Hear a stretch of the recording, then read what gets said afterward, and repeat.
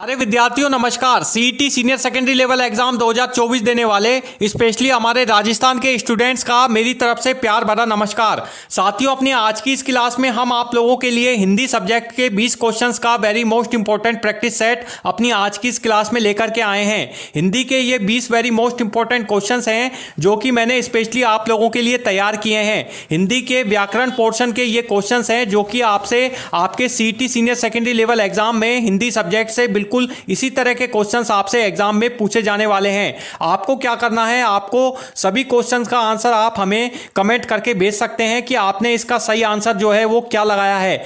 आपको प्रत्येक क्वेश्चंस के 4 ऑप्शन देखने को मिलेंगे स्क्रीन पर। 4 ऑप्शंस का आपको सही चुनाव करना है कि कौन सा इनमें से इसका सही आंसर हो सकता है। आपको हमें कमेंट करके भेजना है कि इसका सही आंसर आप लोगों ने क्या लगाया है। तो चलिए शुरू करते हैं अपनी आज की इस क्लास को। पहला क्वेश्चन आप लोगों के लिए आ रहा है साथियों आज के इस प्रैक्टिस सेट का कि संधि किसे कहते हैं। संधि से यह क्वेश्चन लिया गया है। संधि की परिभाषा आपको इसमें बतानी है कि संधि किसे कहते हैं। ऑप्शन ए 2 शब्दों के मेल से बनने वाली प्रक्रिया, ऑप्शन बी 2 धातुओं के मिलने से बनने वाली प्रक्रिया, ऑप्शन सी शब्दों के ध्वनि मेल से बनने वाली प्रक्रिया, या फिर ऑप्शन डी इनमें से सभी। जल्दी से कमेंट करें। इस क्वेश्चन का आंसर आप हमें कमेंट करके बताएं कि इसका सही आंसर आप लोगों ने क्या सेलेक्ट किया है। इसका जो सही आंसर है वो मैं आपको बताता हूं जो कि है ऑप्शन सी, शब्दों के ध्वनि मेल से बनने वाली प्रक्रिया को संधि कहते हैं। बढ़ते हैं दूसरे क्वेश्चन की तरफ। दूसरा क्वेश्चन आ रहा है आज के इस प्रैक्टिस सेट का, संधि के कितने प्रकार होते हैं। संधि के प्रकार आपको बताने हैं इस क्वेश्चन में कि संधि जो है वो कितने प्रकार की होती है। ए 1 प्रकार की, बी 2, सी 3, या फिर ऑप्शन डी 4। जल्दी से कमेंट करें। दूसरे क्वेश्चन का आंसर आप हमें कमेंट करके बताएं इसका सही आंसर आप लोगों ने क्या सेलेक्ट किया है। इसका जो सही आंसर है वो मैं आपको बताऊं जो कि है ऑप्शन सी 3। संधि जो है वो 3 प्रकार की होती है। स्वर संधि, व्यंजन संधि और विसर्ग संधि, ये 3 प्रकार की संधि होती है। बढ़ते हैं तीसरे क्वेश्चन की तरफ जो कि आप लोगों के लिए आ रहा है आज के इस प्रैक्टिस सेट का। तीसरा क्वेश्चन है साथियों, निम्नलिखित में से कौन सा संधि का प्रकार नहीं है। इनमें से आपको बताना है कि इनमें से कौन सा जो है वो प्रकार संधि का नहीं है। ए स्वर संधि, बी व्यंजन संधि, और तीसरा विसर्ग संधि, और चौथा प्रत्यय संधि। जल्दी से कमेंट करें और हमें कमेंट करके बताएं कि इनमें से कौन सा प्रकार जो है वो संधि का इनमें से नहीं है।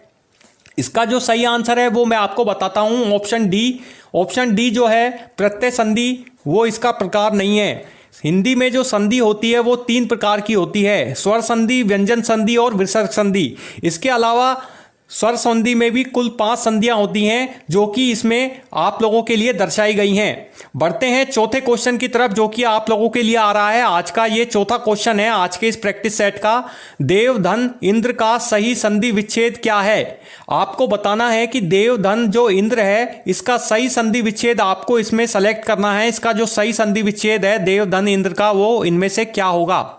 ए देवेंद्र, ऑप्शन बी देव धन इंद्र, ऑप्शन सी देवेंद्र, या फिर ऑप्शन डी देव या इंद्र।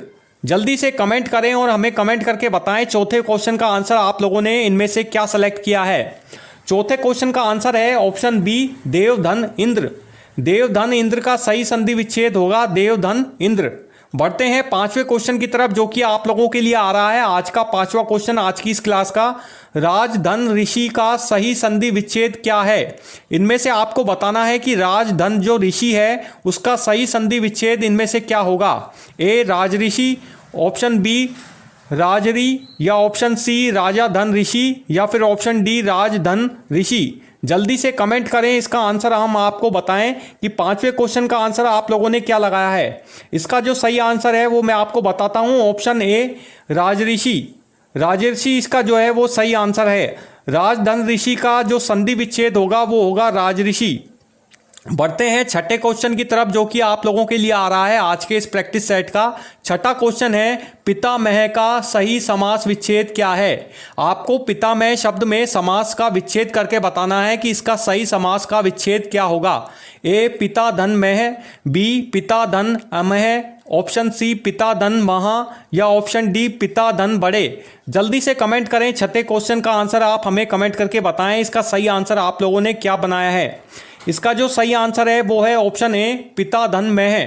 पितामह का सही समास विच्छेद होता है पिता धन मह। बढ़ते हैं 7वें क्वेश्चन की तरफ, जो कि आप लोगों के लिए आ रहा है आज के इस प्रैक्टिस सेट का। 7वां क्वेश्चन है कि तत्पुरुष समास में विशेषण का संबंध होता है। ए उत्तर पद से, बी पूर्व पद से, ऑप्शन सी दोनों पद से, या फिर ऑप्शन डी किसी से नहीं। जल्दी से कमेंट करें और कमेंट करके आप हमें बताएं कि इसका सही आंसर आप लोगों ने क्या लगाया है। इसका जो सही आंसर है वो मैं आपको बताता हूं साथियों। इसका जो सही आंसर है वो है ऑप्शन ए उत्तर पद से। तत्पुरुष समास में विशेषण का जो संबंध होता है वो उत्तर पद से होता है। बढ़ते हैं 8वें क्वेश्चन की तरफ, जो कि आप लोगों के लिए आ रहा है आज का 8वां क्वेश्चन। वनराज किस प्रकार का समास है। वनराज जो शब्द है इसमें आपको बताना है कि वनराज किस प्रकार का समास है, इसमें कौन सा समास है। ए द्वंद्व, बी अव्ययी भाव, सी तत्पुरुष, या फिर ऑप्शन डी बहुव्रीहि। जल्दी से कमेंट करें। 8वें क्वेश्चन का आंसर आप हमें कमेंट करके भेजें। इसका सही आंसर आप लोगों ने क्या लगाया है।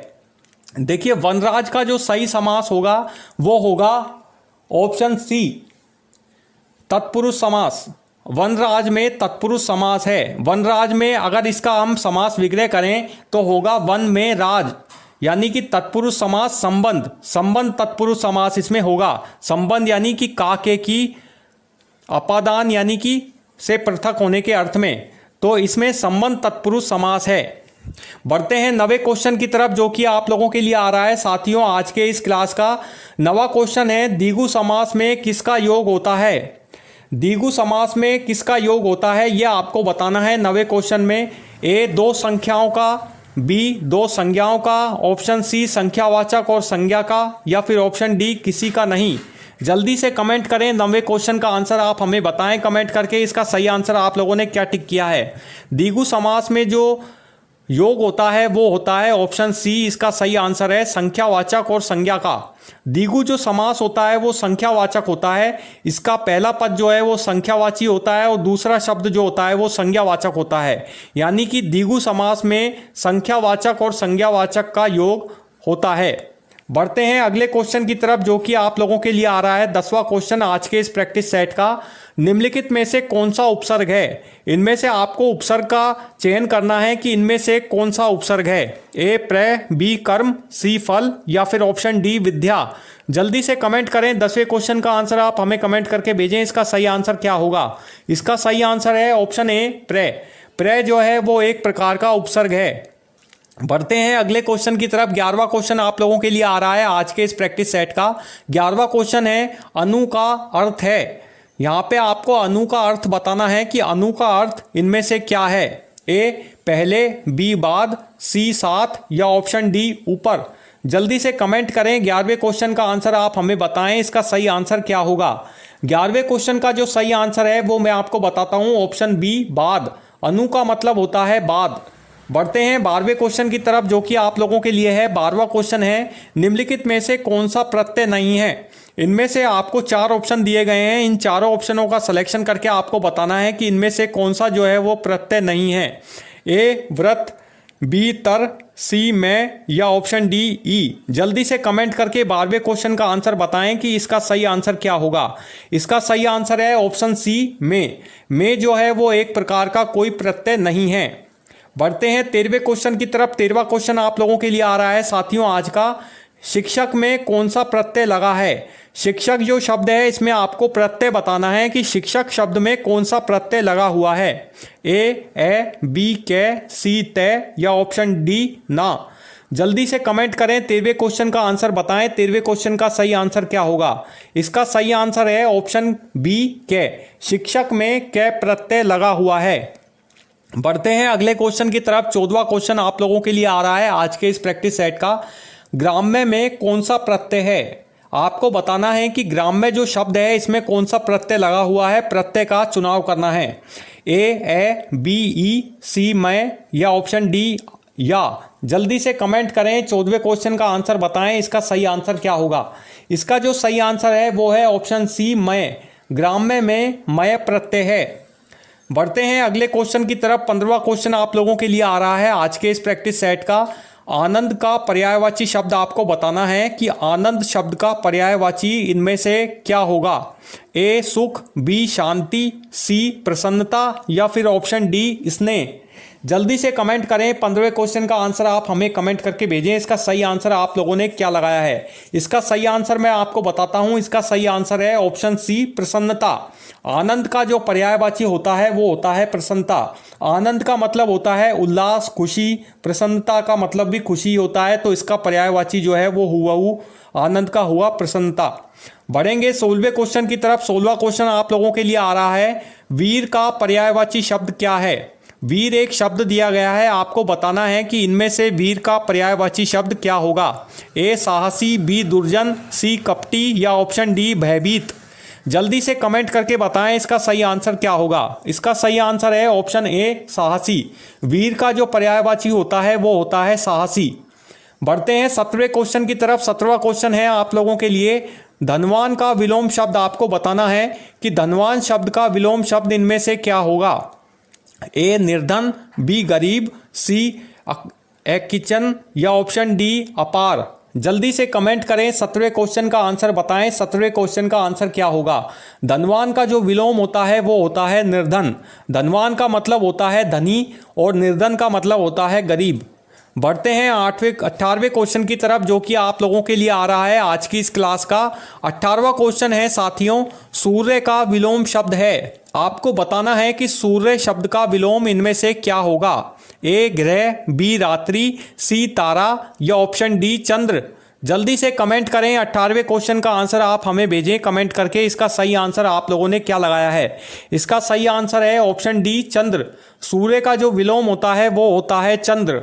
बढ़ते हैं 19वें क्वेश्चन की तरफ, जो कि आप लोगों के लिए आ रहा है। 19वां क्वेश्चन है आज के इस प्रैक्टिस सेट का, दुर्लभ का विलोम शब्द क्या होगा। दुर्लभ एक शब्द दिया गया है, इसमें आपको बताना है कि इसका विपरीतार्थक शब्द यानी इसका विलोम शब्द क्या होगा। ए सहज, बी कठिन, सी अनावश्यक या ऑप्शन डी उपयोगी। जल्दी से कमेंट करें, 19वें क्वेश्चन का आंसर आप हमें बताएं। 19वें क्वेश्चन का आंसर आप लोगों ने क्या लगाया है? इसका सही आंसर है ऑप्शन ए सहज। दुर्लभ का विलोम होता है सहज। दुर्लभ यानी होता है कठिन, सहज यानी होता है सरल। बढ़ते हैं लास्ट क्वेश्चन की तरफ, जो कि आज के इस प्रैक्टिस सेट का अंतिम क्वेश्चन आप लोगों के लिए आ रहा है। 20वां क्वेश्चन, शत्रु का विलोम शब्द है। इनमें से आपको बताना है कि शत्रु शब्द का विलोम इनमें से क्या होगा। ए विरोधी, बी मित्र, सी साथी या ऑप्शन डी सैनिक। जल्दी से कमेंट करें, लास्ट क्वेश्चन का आंसर आप हमें बताएं, इसका सही आंसर क्या होगा। इसका जो सही आंसर है वो है ऑप्शन बी मित्र। शत्रु का जो विलोम होता है वो होता है मित्र। तो साथियों ये थे टोटल 20 क्वेश्चन, जो कि मैंने आप लोगों के लिए हिंदी सब्जेक्ट के व्याकरण पोर्शन से 20 क्वेश्चंस का very most important practice set आप लोगों के लिए अपने आज की इस क्लास में तैयार किया है। तो साथियों आपके 20 क्वेश्चंस में से टोटल कितने क्वेश्चन आज के इस क्लास में सही हुए हैं, आप हमें कमेंट करके जरूर बताना कि टोटल कितने क्वेश्चन आप लोगों के इसमें सही पाए गए हैं। तो आई होप, आशा करता हूं कि आपको हमारा आज का ये क्लास का वीडियो जरूर पसंद आया होगा। वीडियो पसंद आया तो प्लीज़ इसे लाइक ज़रूर करें, ज़्यादा से ज़्यादा अपने फ्रेंड्स के बीच में आज के इस वीडियो को शेयर भी करें। और हाँ, अब ये यदि आपने अभी तक हमारे इस चैनल को सब्सक्राइब नहीं किया है तो प्लीज़ चैनल को सब्सक्राइब करना भी ना भूलें और साथ में बेल आइकन बटन पर जरूर प्रेस करते रहें, ताकि आपको हमारे आगे आने वाले इसी तरह के नए नए अपडेटेड वीडियोज़ की जानकारी, नए नए प्रैक्टिस सेट की जानकारी अपने इस यूट्यूब चैनल पर हमेशा की तरह मिलती रहे। मिलेंगे फ्रेंड्स नेक्स्ट वीडियो में और देंगे और भी इसी तरह की नई नई प्रैक्टिस सेट के वीडियोस की जानकारी। Thank you for watching this video. Goodbye, जय हिंद।